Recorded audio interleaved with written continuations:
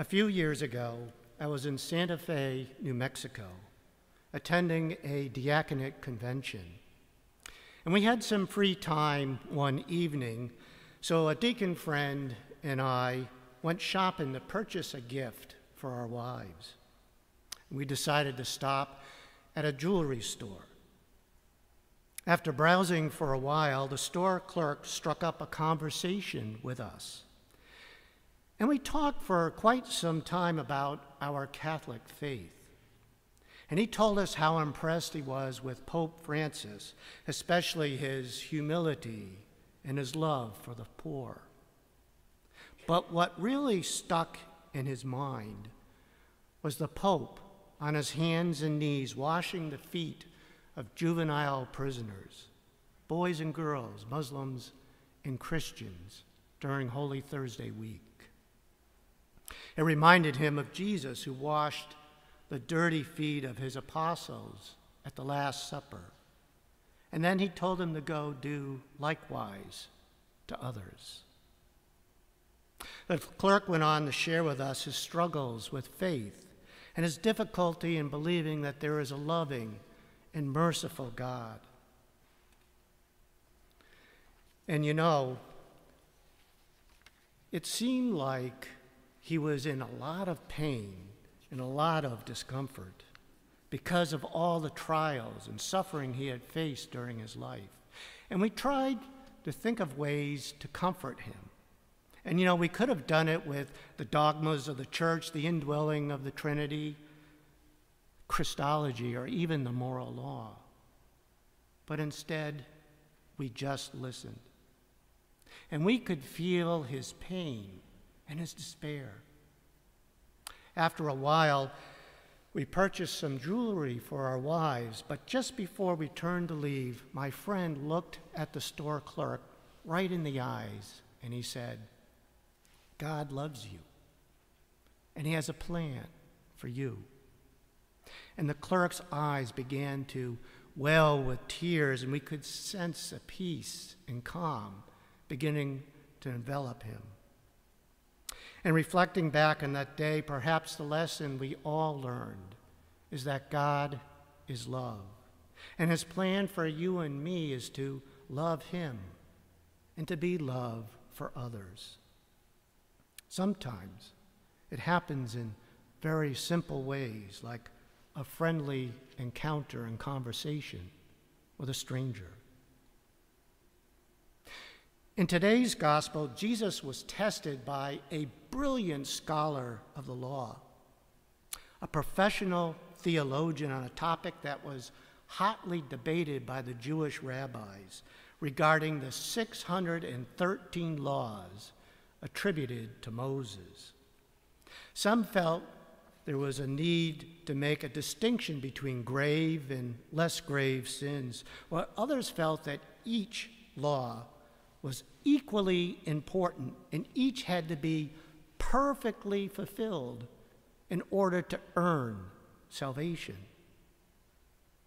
How can any ordinary person remember 613 laws? I know I can't.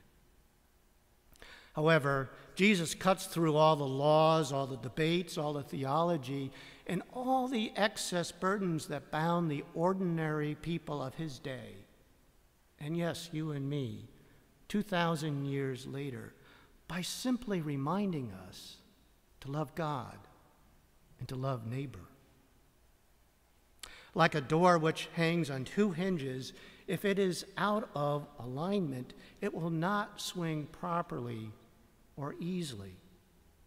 If love of God or love of neighbor is out of balance, our lives will be out of balance.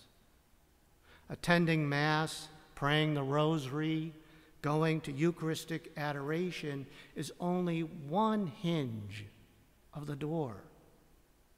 The other hinge is loving others through our words and actions. Sometimes loving others is not easy.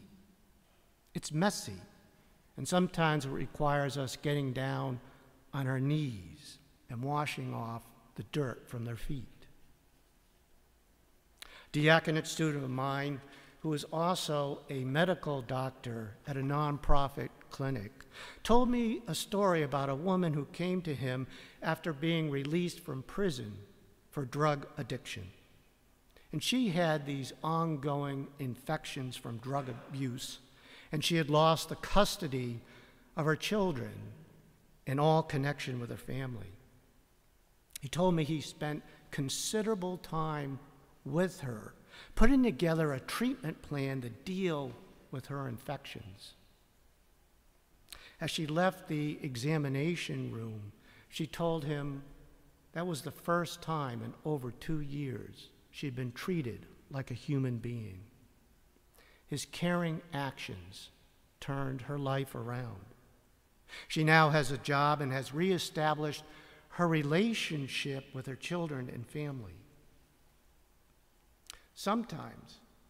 Sometimes Christ comes to us in his least recognizable form: the downtrodden, the lonely, the immigrant, a family member, a store clerk in Santa Fe, or a drug addict in need of medical attention.